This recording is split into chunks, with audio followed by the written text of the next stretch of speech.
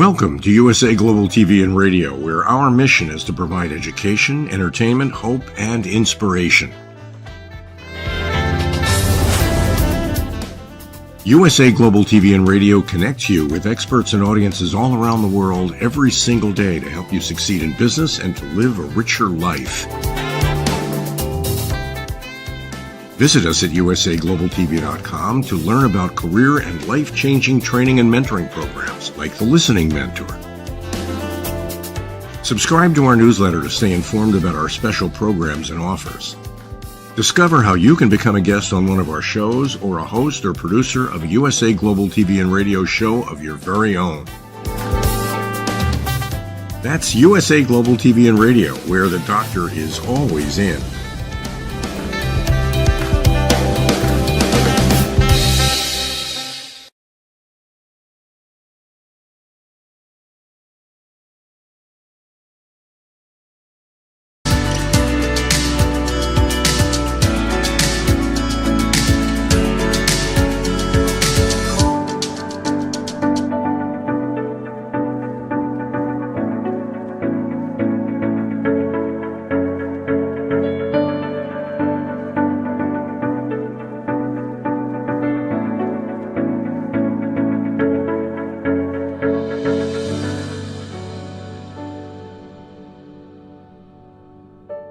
Hello, beautiful soul family, and welcome to Weekly Wisdom and Insights, your home for spiritually guided transformation and empowerment. I am your host, Dearjames, and together with the unseen, Spirit, Source, and Symphony, we look at the current energies, we listen to the wisdom from the unseen, and we go as guided. And this is all about our liberation and our empowerment and huge energies, huge shift coming up this week on Saturday.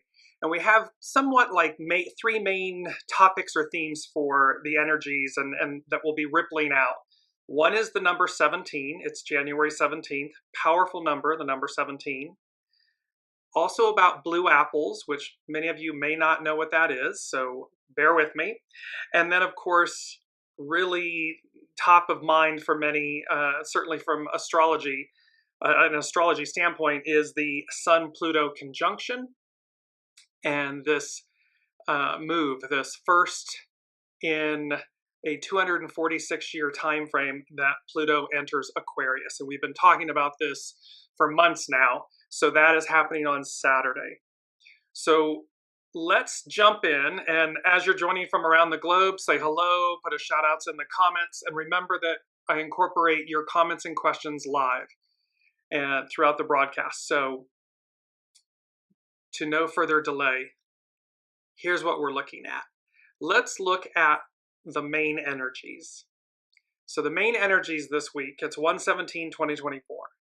All month long, the creative force, it's to initiate. And it's about initiating change and influence and our authentic selves. 17, this powerful number of 17, it's about following.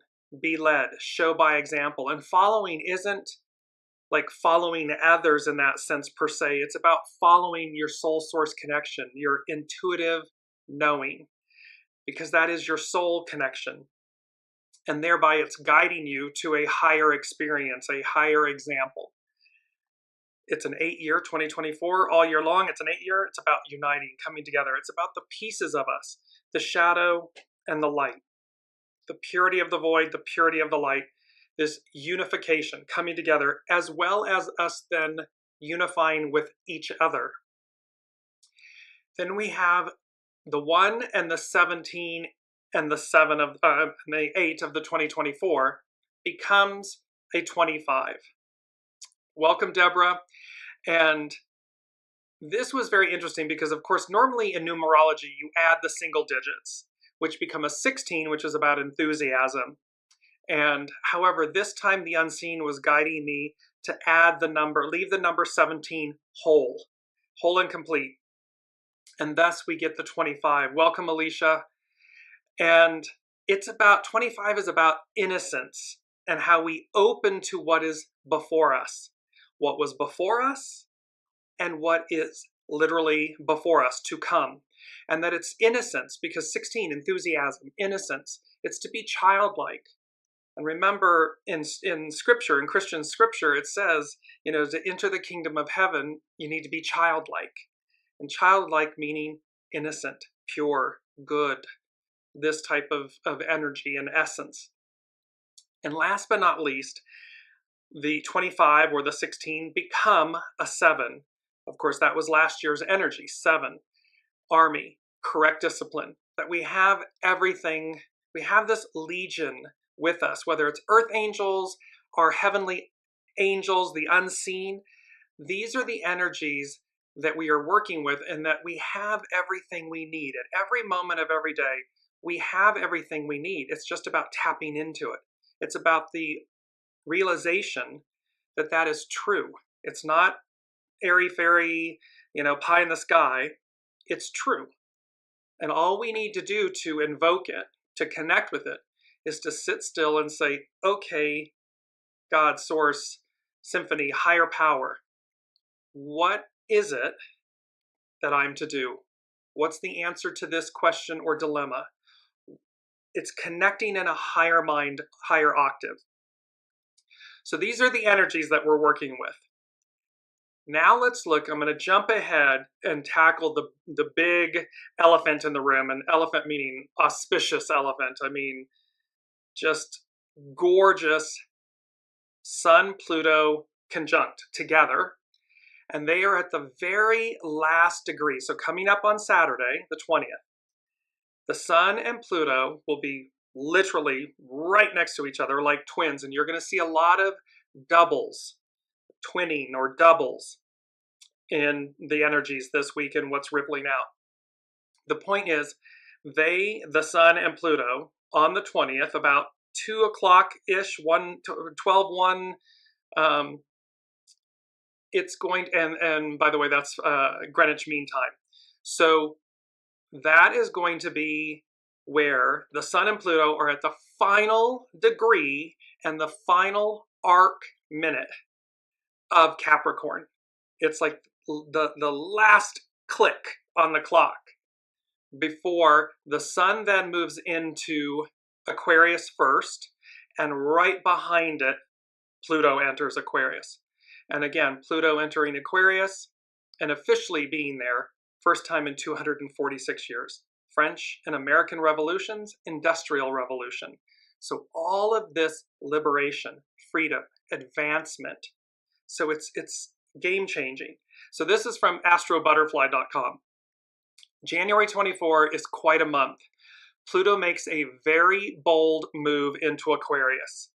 Can we emphasize this ingress enough? Question mark. Making a very important shift from the Capricorn to the Aquarius sector of your natal chart, of your birth chart, of our human experience. As above, so below. Things are very interesting indeed, since the first 3 weeks of January are very heavy in Capricorn energy, Earth energy, with Sun, Mars, Mercury, and then later Venus in Capricorn. But then on Saturday, January 20th, 2024, everything seems to change when Pluto and the Sun move into Aquarius.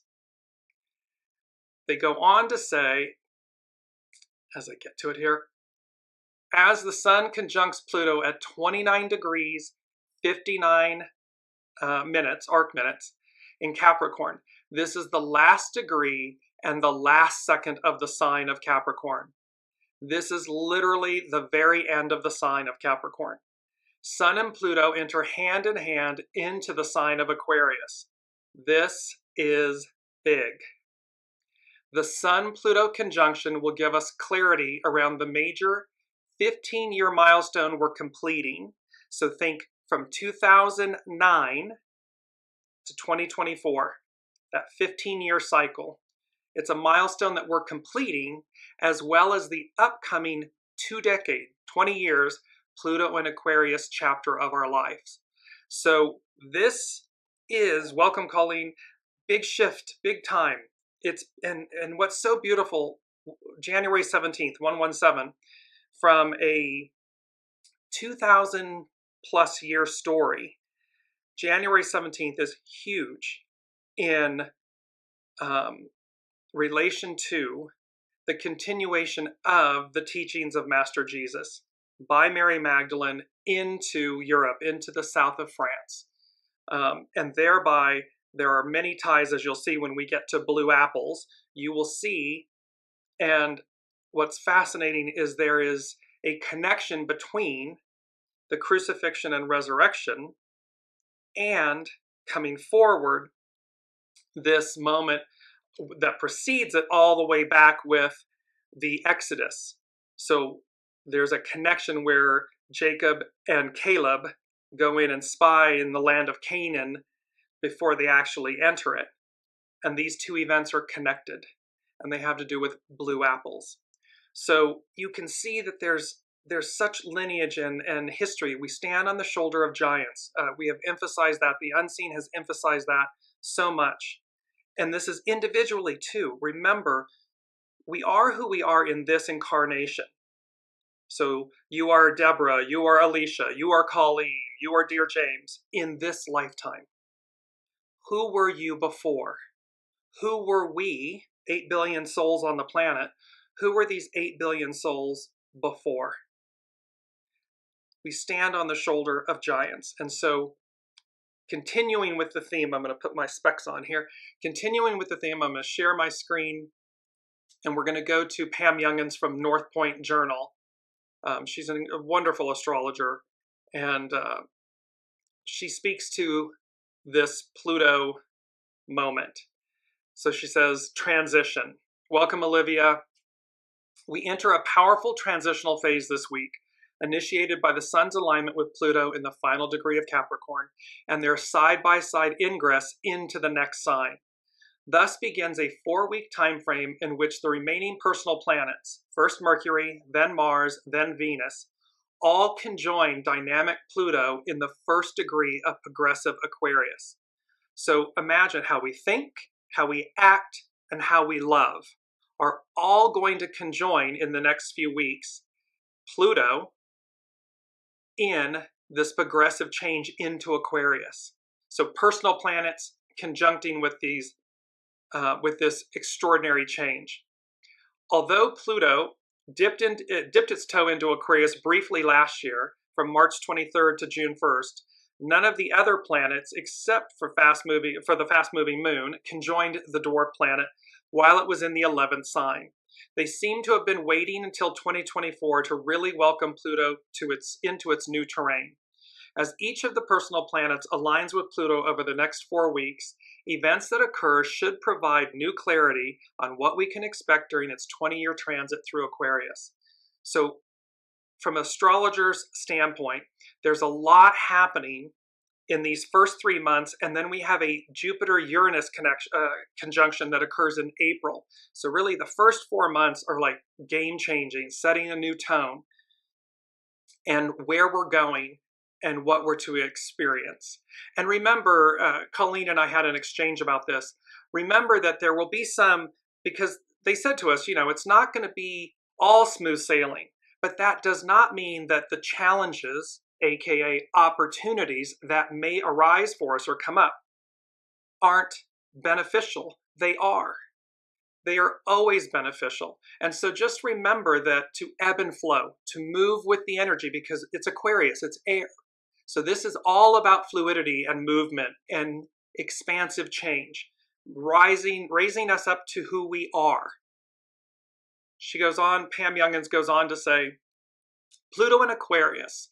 Pluto has a very long journey around the sun, taking 248 Earth years to complete one orbit. The last time the planet of transmutation was in independent, rebellious Aquarius was from 1777 to 1797. History records that the American and the French Revolutionary Wars were fought during those years, resulting in major changes in the power structures within each country.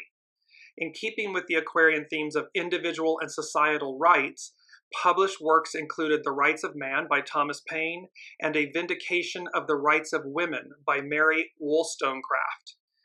And astronomers discovered and named the idiosyncratic sideways spinning planet Uranus. Uranus, expect the unexpected. Aquarius, this liberation sign that represents, it's rebellious. It's breaking all the norms. It's advancing us. And then here's Pluto, the planet of transmutation. You get the story. You get the idea that is, and look at how it liberates the rights of man, the vindication of the rights of women. So we're talking about the advancement, the liberation of us, of humanity.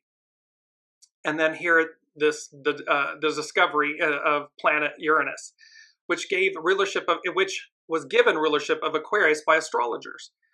During the Pluto in Aquarius years from 1532 to 1553, and it's fascinating because with astrology you can look back, and then with the historical record you can overlay the heavens, the stars, the planets over the history to see how it connects.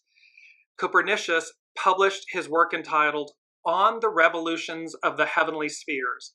This paper explained the scientists' controversial Aquarian theory that the Earth orbits the Sun, not the other way around.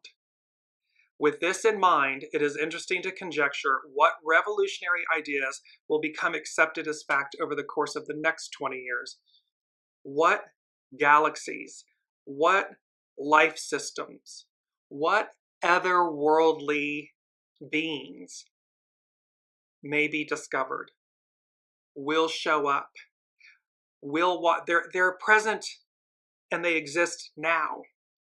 It's just to what degree do we see them? Are we open to see them?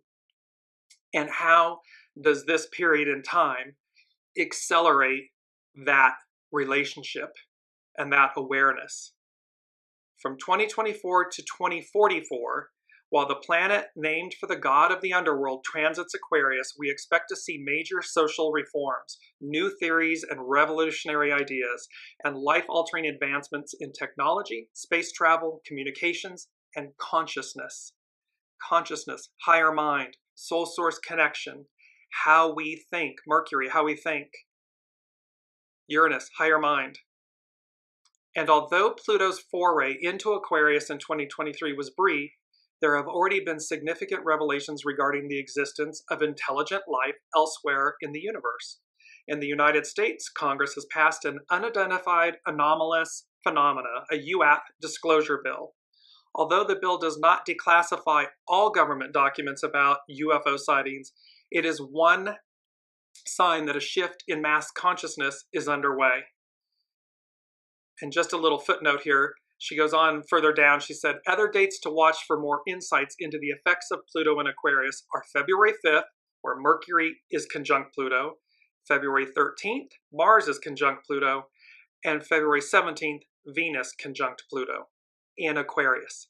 So these elements, these energies, this powerful shift takes place on Saturday. And again, it's a 20-year arc.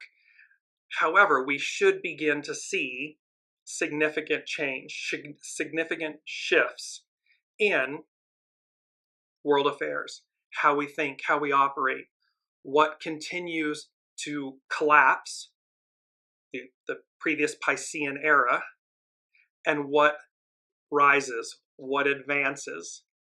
And remember, we have this because it goes with the first item from the unseen. And they said, blowing the lid off of the past. So blowing the lid off of the past. The word resurrection with an exclamation point. And then I heard Imaji. So again, here's our image, Imaji. It's a Sumerian word, means return to the mother. And it literally represents the first mention of freedom, monomission, being released of debts. And so, of course, it is about to be in alignment with this. And yes, it's, as Colleen is saying, male energy, dominance, control. It is about the collapse of those energies. And again, it is not to vilify the divine masculine, the patriarchal rule, the Piscean era. Has it had its, again, shadow and light. It has some of the best creative force, the ability to initiate. a healthy ego, mind, personality. All of those are divine masculine aspects. It's only when those aspects fall into the shadow side of the divine masculine, the patriarch, that we get into trouble. Humans get into trouble. However, the era before us, the world before us, the one that came before and the one that's arriving, the one in front of us. Remember, when you look back, Renaissance times, the troubadours, these poets and everything, the divine masculine revered the feminine. They revered them. There was a time where that was cherished, it was sacred. And thereby, there's a return to that form of divine patriarch, of chivalry and divine masculine and so forth. So we are cleansing Pluto, we're cleansing out Pluto and Capricorn, we're cleaning out the underbelly of things, the shadow of it, and we're coming into the light. So, well, Colleen is saying we don't have to, they are doing that themselves. Yes, of course, but we do, because we all play a role. And this is so vitally important. Stay centered. Just because you operate from a place of grace and discernment and responsiveness doesn't mean that you condone a lesser action. Just don't contribute to the lesser action as well. Because if we demonize it, we're contributing to what we say we don't like.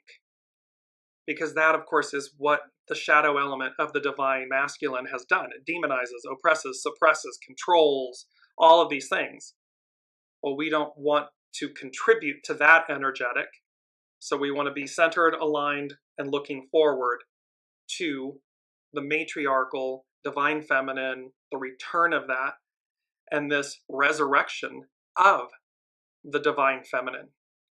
The beauty of the fact that she, with the unseen, we're blowing the lid off of the past, exclamation point, resurrection, exclamation point, Amaji, return to the mother. And the return to the mother is the nourishment, the value, the goodness. It's literally it's the irony. It's what we teach our children, and yet then we grow up to be adults and we abandon what you want that you've been taught or what you're teaching your children. Begs the question, why are you teaching them if you're going to abandon it? However, not to digress. The second item from the unseen 2B, they said, it's the song, but the lyrics, no more tiptoe through the tulips. And this is where, so it's a song, I believe Tiny Tim remade it, made it very popular. But the unseen was saying to us, no more tiptoe through the tulips. So in other words, there's no more soft pedaling, and it's because what came right behind it was absolute advance. And here's our beautiful image from a while ago of the word advance and that kind of orange golden light. But they're saying no more tiptoe through the tulips, absolute advance, absolute adventure, new, things that invoke new experiences. And they're showing me the Wizard of Oz, like follow the yellow brick road. It was an adventure. And that adventure ultimately led to, you had your trusted companion, like the Fool in the tarot, the hero's journey, Dorothy, Toto. So there's the Fool with their trusted companion, the dog. And then, of course, she meets the Tin Man, the Scarecrow, and the Cowardly Lion. A brain, a heart, and courage. Grace. And ultimately, the adventure was about realizing she had everything she needed to return home. She had it all along. It wasn't outside of her. It wasn't the Wizard of Oz when they pulled back the curtain and, oh, it's really not quote-unquote God or a higher source. It's someone emulating. And yet, oh, you've had it all along. It's internal. It's within us. That's that army, legions, correct discipline. We have it all. So let me move into our main theme. Our main theme is blue apples. The mystery surrounds us. And then the word Stargate, because you will see how blue apples most likely has to do with a Stargate, a way of moving between worlds, realms. But again, remember these blue apples all the way back to Exodus, before entering the land of Canaan, the land of milk and honey, and then the resurrection, the crucifixion, the resurrection of Master Jesus, and 117. So our main theme is blue apples. And it specifically has to do with January 17th. It is the feast day of St. Anthony. And this, and you'll see here in a minute, in the tiny village of Rennes-le-Château in France, there is a mystery about a small parish and a small parish priest who purportedly stumbles upon a treasure that takes this little hamlet and its parish, church, and so forth from rags to riches, and unexplainably so. And how it ties back to what might be, quote unquote, that mystery treasure, this hidden treasure that has never been explained, that has been protected, and how that ties with Mary Magdalene and Master Jesus, purportedly their offspring, and a bloodline, and the Merovingian kings, the first kings of France, the Merovingian kings of France, and this ongoing lineage of what's considered royal blood, meaning of Master Jesus and Mary Magdalene and their offspring. It's very fascinating. And these blue apples, in this church, there is a window. It's called the Lazarus window. And on January 17th, today, at noon, the sun arcs through the window, pierces the window, and blue orbs form all around the head of Master Jesus on the altar in this church. They also appear other places, obviously as the sun shifts. But in essence, the point that they're making, and this church, by the way, it's a Catholic church, and it is probably the most heretical and yet stands to this day. So it's quite interesting that these blue apples, these blue orbs, form around the crown of Master Jesus in this church. So this is our main theme. I'm setting up the story and then we'll go into it deeper. Here are the astro influences, as we mentioned. On January 20th, the Sun conjunct Pluto. This is on Saturday at that last degree of Capricorn. And then, of course, on the same day, first the Sun enters Aquarius. They're literally hand in hand. And then Pluto enters right with the Sun, right behind it. And as astrobutterfly.com said, this is big. This is a big deal. Because literally the Sun, our life force, is walking hand in hand with Pluto, the underworld, ushering in unity, doubles, walking together to usher in a new era. It's profound, it's unmistakable. It's not Pluto walking alone, and then literally again, Mars, Mercury, and Venus, boom, boom, boom, like in a procession. And we've just had, the coronation, of course, of King Charles, but just recently in Denmark of King Frederick X. So this changing of the guard and this advancement into the new, these are symbols of these same things. They're occurring right at this moment. So the abdication of Queen Margaret and then her son taking the throne. And remember, royalty represented the gods, God, the higher hand, and so forth. So now let's look, and I want to show you quickly the astrological chart. This is for January 20th, right at, I believe it's right at 2 o'clock Greenwich Mean Time.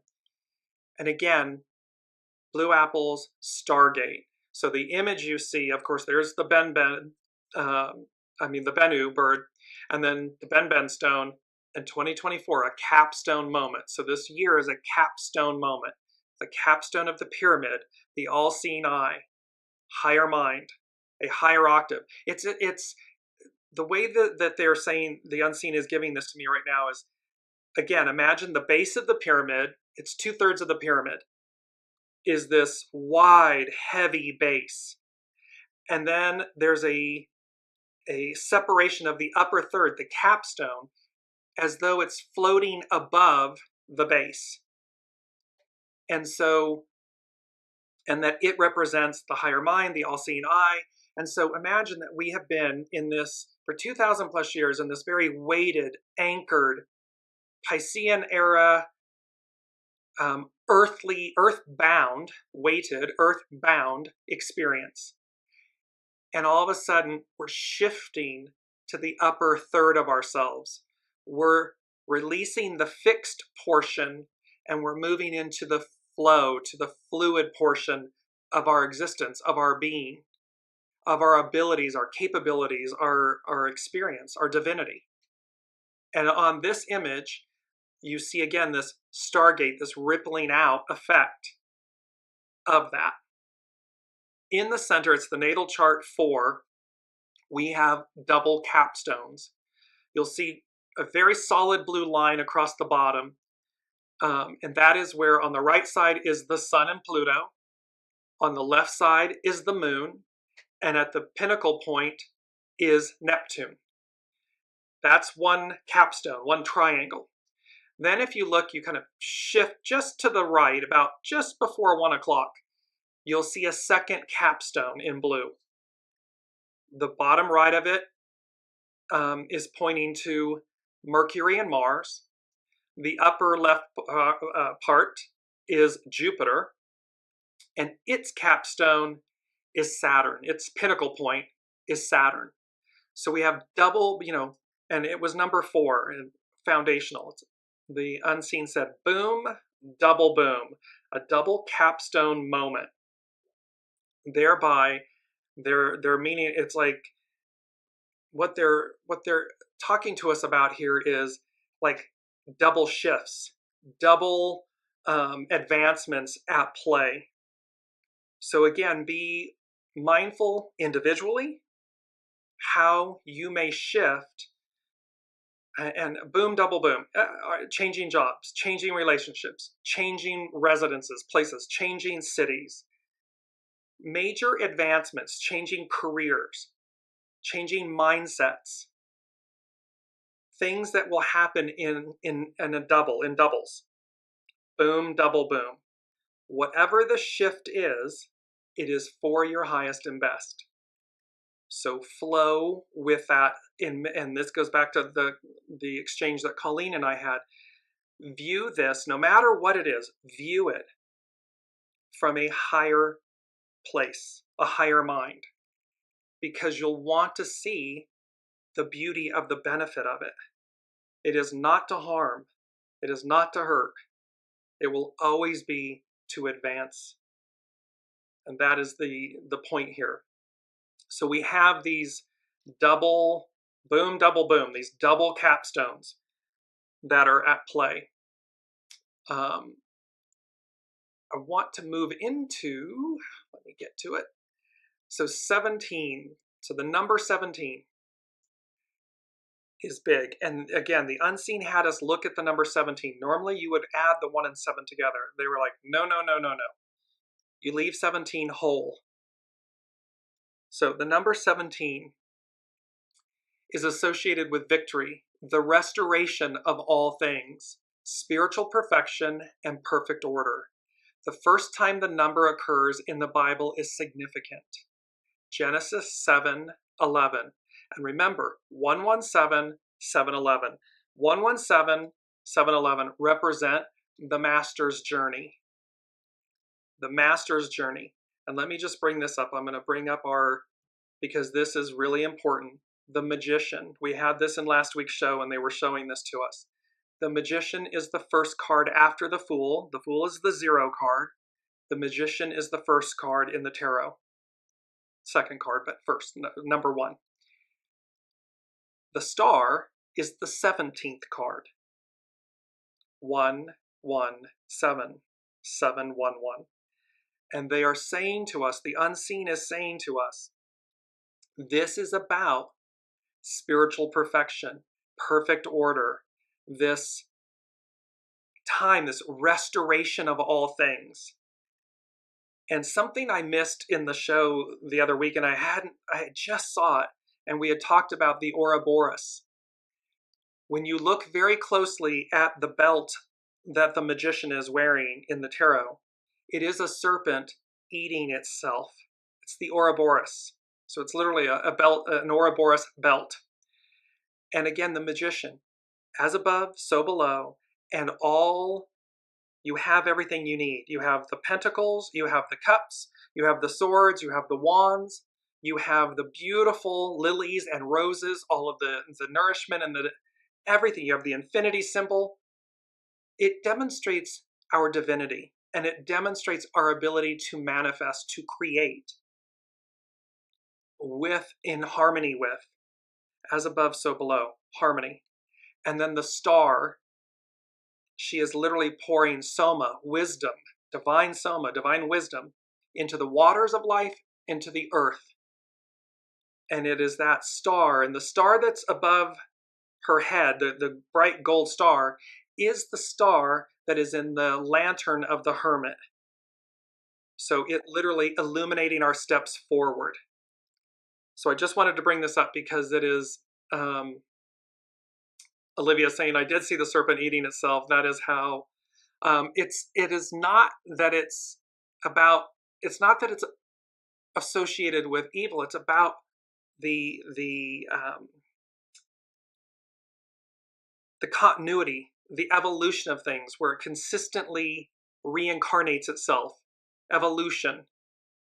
In certain aspects, it can speak to that, but its main meaning is not about evil. It is about evolution, incarnation, reincarnation, the evolution, the continuity of our evolution. So to go on with, so number 17, and it says, Genesis 7:11, in the 600th year of Noah's life, in the second month, the 17th day of the month, on that day, all the fountains of the great deep were broken up, and the windows of heaven were opened. Then the ark rested in the 7th month, the 17th day of the month, on the mountains of Ararat. So 17 is representing this very importance in terms of, from a Christian perspective and telling, but remember, the Bible is based on Judaic, which is based on Sumerian, Egyptian, Sumerian. And so it goes on to say that, in essence, God prevailed over the sinners of the earth when wiping away the sin that was there because of the deluge, the flood. The earth was restored, and God returned the earth to perfection.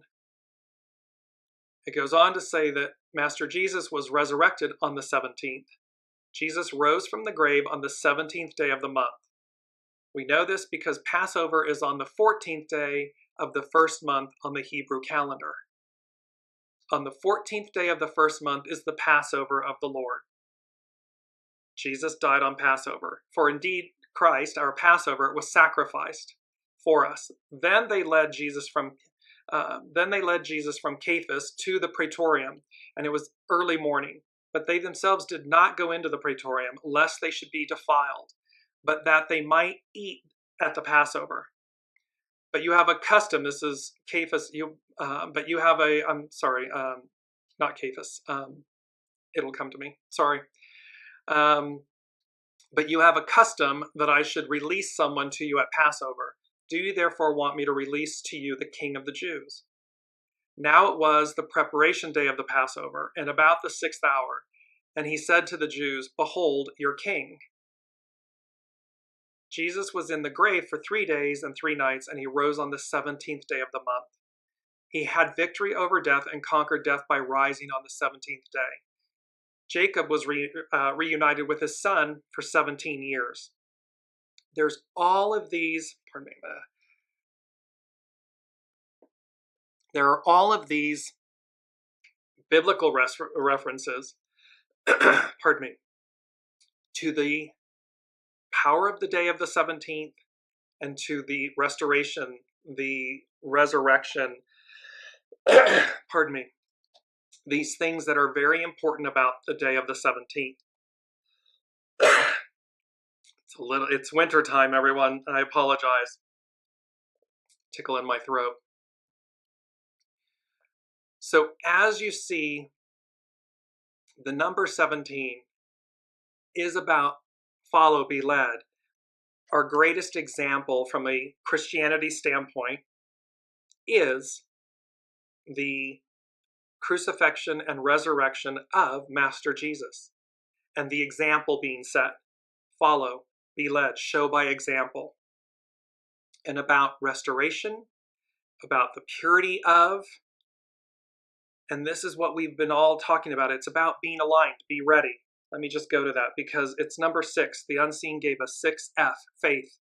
And they said, a higher plane of existence exists. Heed the call, align, go. So again, blue apples, an orb, a stargate, a higher plane of existence exists. Heed the call, align, go. Let me move to blue apples because I want to bring all of this in and tie it together for you because it's a lot, and yet it's so profound. And there we go. So, and this is from William Henry, and William Henry is a Nashville-based author, investigative mythologist, and TV presenter. He is an internationally recognized authority on human spiritual potential, transformation, and ascension. You may know of him and see him on many Ancient Aliens and many different TV shows and stuff, and he's written many books. This is from a post that he did on January 10th, 2018, roughly a week ago, 5 years ago. So, and this is where he's talking about many things, but he's talking about blue apples. And there's an image here that I want to bring up. I'm going to share my screen with all of you, and then you can see. So this is from this post on his website. And the sole spiritual quest of all humans is to follow the way of Christ and reclaim our spiritual garment of light. Blue apples. As recorded in the book of Numbers 13, Joshua, or Yehoshua, the Old Testament name for Jesus, along with a companion, Caleb, was dispatched by Moses to the mysterious valley of Eshcol, valley of the cluster as in grapes, the promised land of Canaan, where he spied on the sons of Anak who were living there. The sons of Anak are described not as humans, but as giants, mighty men of renown. We saw the children of Anak there, the spies reported. We saw the giants, those men of a prodigious size, the sons of Anak, which come of giants. And we were in our own sight as grasshoppers, and so we were in their sight.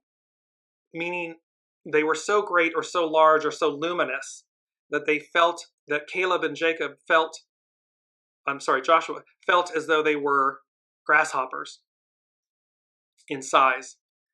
They are stronger than humans, said Joshua. In a daring story reminiscent of Jack and the Beanstalk, we learn that when the spies left the vineyard of the giants, they stole a branch heavy with the grapes of the Anunnaki and returned them to Moses along with a warning. The land that eateth the people up. This very strange statement has been interpreted to mean that the land did not provide enough food for the people. This is belied by the fact that this vineyard is located in the land of milk and honey. In essence, how could it be that there's not enough? It's literally the promised land, the land of milk and honey. So of course it would have everything it needs. Joshua must have seen something extraordinary, but not beyond his comprehension.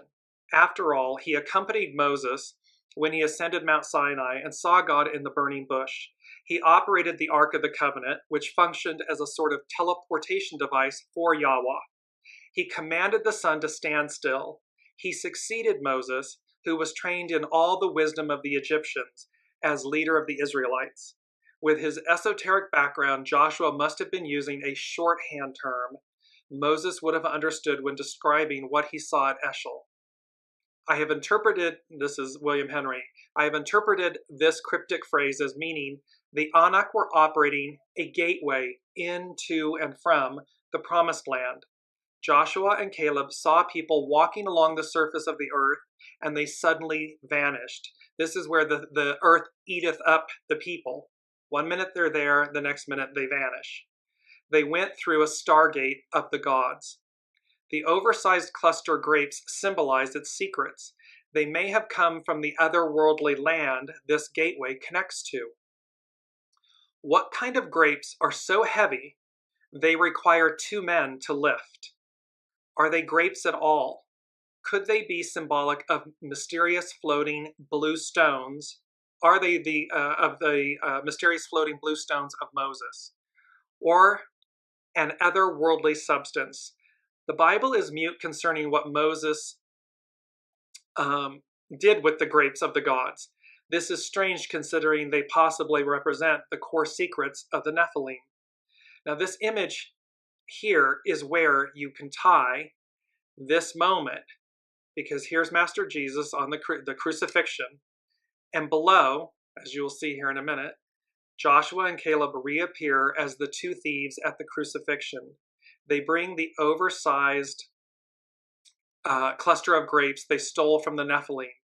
Esoterically, this means these 2 events are linked, because why would they be connected in this manner? So again, a stargate, otherworldly, and note, a cluster of grapes that require 2 men to carry them. This is unheard of in our lifetime of understanding. And yet, here it is depicted from these events. However, in 1607, engraving by Netherlandish engraver Hieronymus Wierix from the British Museum, we see the 2 spies, or are they thieves, carrying the heavy grapes of the Promised Land on a pole or staff and delivering them to the glorification/crucifixion. Christ is on the cross surrounded by bunches of grapes and a radiant gateway behind him. The dove of the Holy Ghost descends from Sion. What are these grapes doing at the crucifixion unless they are the keys to the Stargate? There is little doubt that this powerful engraving inspired the master of Sion's secrets, himself, the illustrious painter Nicolas Poussin, by uniting, and by the way, Rennes-le-Chateau, 117, Blue Apples, there are 2, and the Mystery Secrets, there are 2 painters, Renaissance painters. One is Nicolas Poussin, and the other is David Tenier Jr., the Lesser. By uniting the grapes and the ladder of the grapes of Sion, open the ladder to the gateway to heaven. Yeah, Colleen is saying we are watching that in real time. Exactly, there's this, and see here again, this painting by Poussin. And it says, the grapes of the Promised Land, by artist Nicolas Poussin. Note the illuminated hole in the ground behind Joshua and Caleb. So, and again, behind them, this opening. As recorded in Numbers 13, Joshua and Caleb steal the oversized grapes of Sion from the sons of Anak, the offspring of the Watchers. In Poussin's version of this episode, he connects the grapes with a ladder extending into a tree. It is interesting to recall that in the great perfection tradition, the fruit is a symbol of self-realization. This is an image of William Henry in southern France, and he says, I have traced these secrets to southern France, where the grapes of the Promised Land are referred to as blue apples. Legends say the Anak are still there. So, what did Jesus do with the fruit of the Promised Land, these grapes of Sion? According to the Codex Brucianus, he made a light body or resurrection body out of them. Now remember, the first thing the unseen said, before I even started researching and putting this together for today's show, blowing the lid off of the past, resurrection.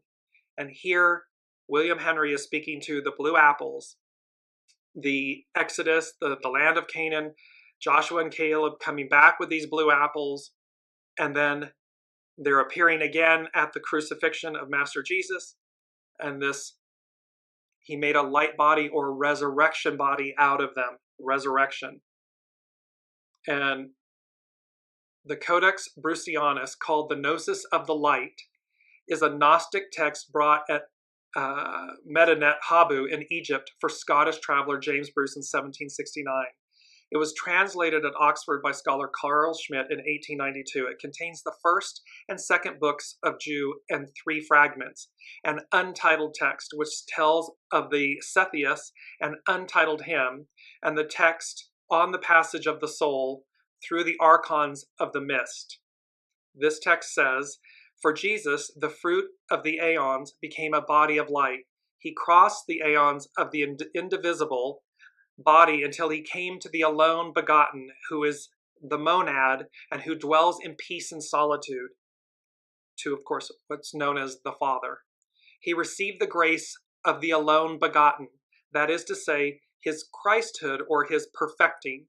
Also, he received the eternal crown. And remember, they were saying to us in last week's show, it's about finishing the race. It's about the crown of righteousness. He is the Father of all light sparks, the chief of the immortal bodies. In other words, Jesus used the heavy blue grapes, stones, to make, and remember stones, the Ben stone, Jacob's ladder. He took a nap or fell asleep with his head resting upon a stone. To make his light body and to open the Stargate to Sion. This is the secret of the Nephilim. So, while this is certainly otherworldly, all of this that we're discussing, that is exactly the point. This is the age of Aquarius, the age of enlightenment, the age of the divine feminine, the divine matriarch, and this resurrection, this return. And it's about the impossible being the possible. Anything's possible. All ancient societies speak to, and it doesn't matter where on the globe, whether it's in Mexico, the Mayans, in Peru, in Christianity, the Sumerians, all these different societies speak to otherworldly, or the gods assisting humans. And it says to us at some point, they were with us. Then they, quote unquote, air quotes, go away, so to speak, but they don't go away. It's just the veil is stronger.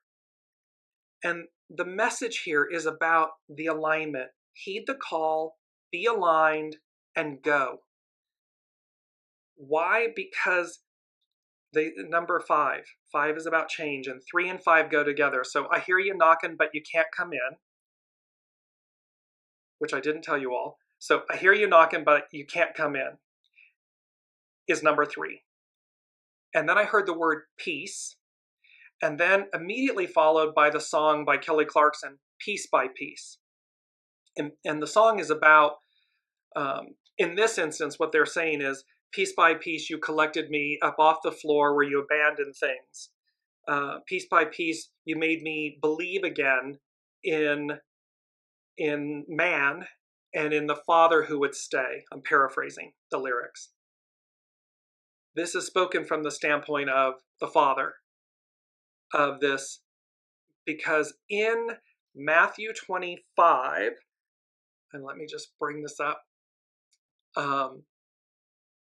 there is something, it speaks to the midnight messenger. And so number 3 is, I hear you knocking, but you can't come in. Peace, and then piece by piece, this being reassembled, saved, nourished. And 5 is, the Stargate of Awakening opens. So blue apples, Stargate. The Stargate of Awakening opens. You choose your choice. And these two things connect to Matthew 25, which is known about the midnight messenger. And it says, "Then the kingdom of heaven shall be likened to 10 virgins who took their lamps and went out to meet the bridegroom being Master Jesus. Now 5 of them were wise and 5 were foolish. Those who were foolish took their lamps and took no oil with them. But the wise took oil in their vessels with their lamps. But while the bridegroom was delayed, they all slumbered and slept. And at midnight a cry was heard."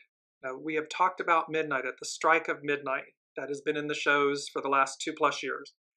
"Behold, the bridegroom is coming. Go out to meet him." Then all those virgins arose and trimmed their lamps.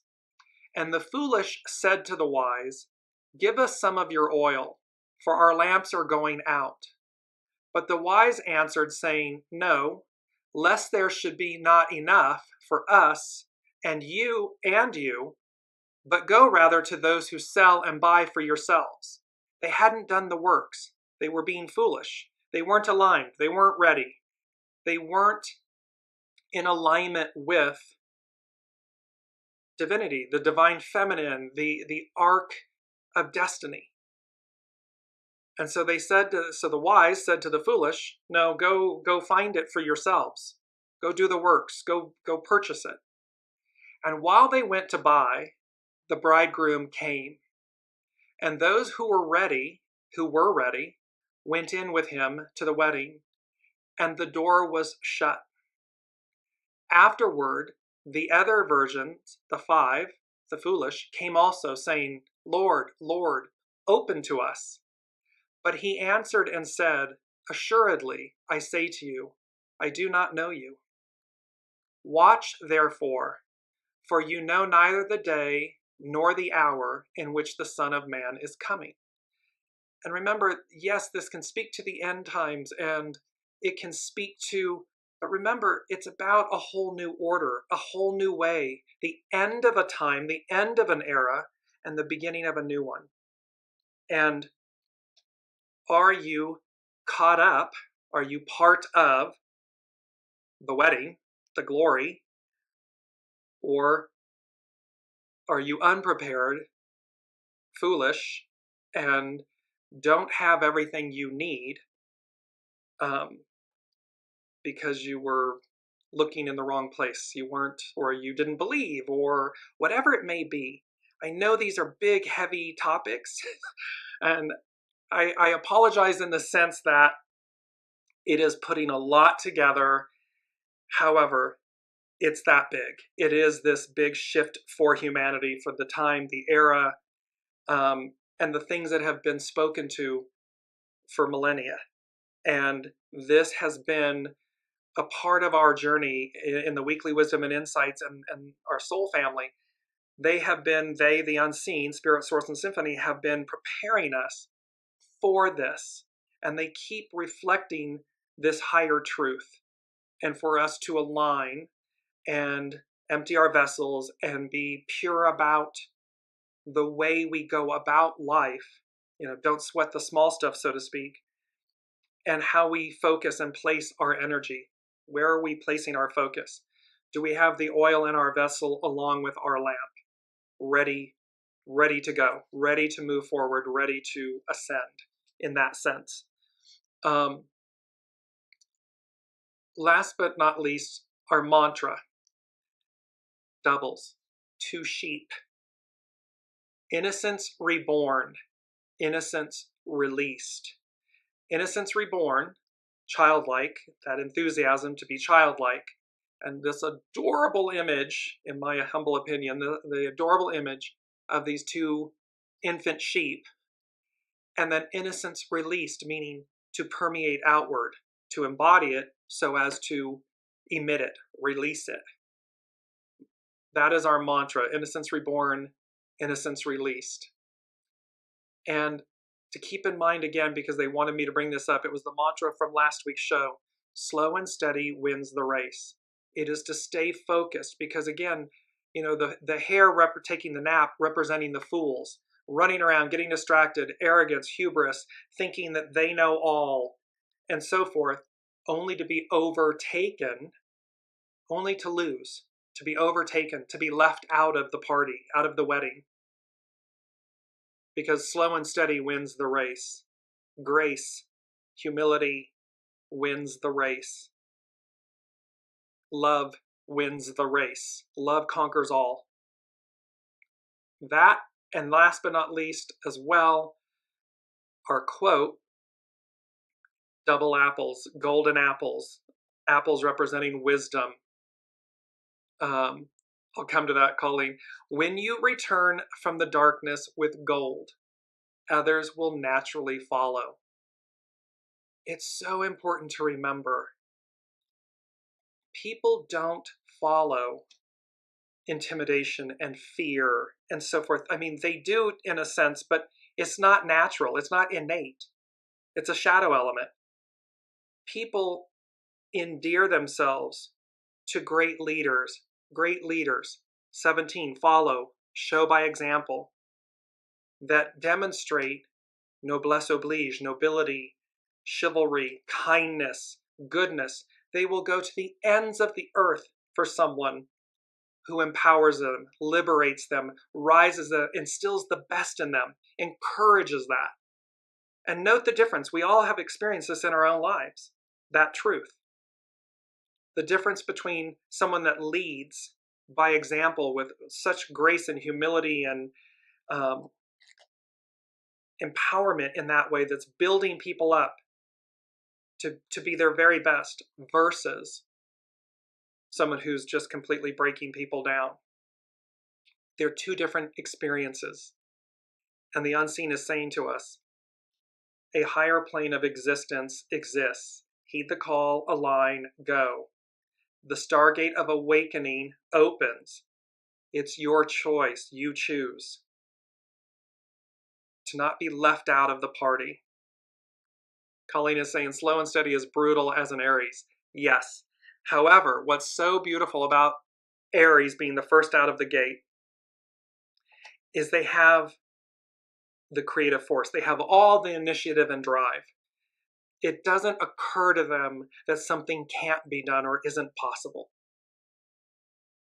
Their Achilles heel, their shadow, is that too much may be possible, and they get fragmented and dispersed. So the message of slow and steady wins the race for all the Aries listening, and for the Aries aspect of us in our own individual selves, because we all have it. It may not be our sun sign, but we have it.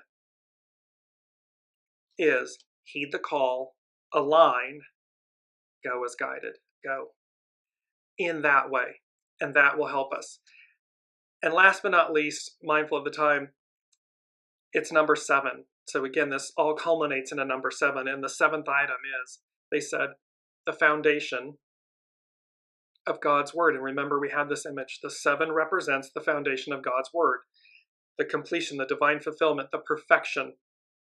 And that is what this message, this entire message of the blue apples to the number 17, to the midnight messenger, to the sun Pluto in Aquarius conjunction, all of this represents the divine, the fulfillment, and the foundation of God's word, divine perfection, perfected order, the restoration, the resurrection of it. And again, while it may look in this moment on the world stage, what we're seeing is the dismantling, the crumbling of the old order.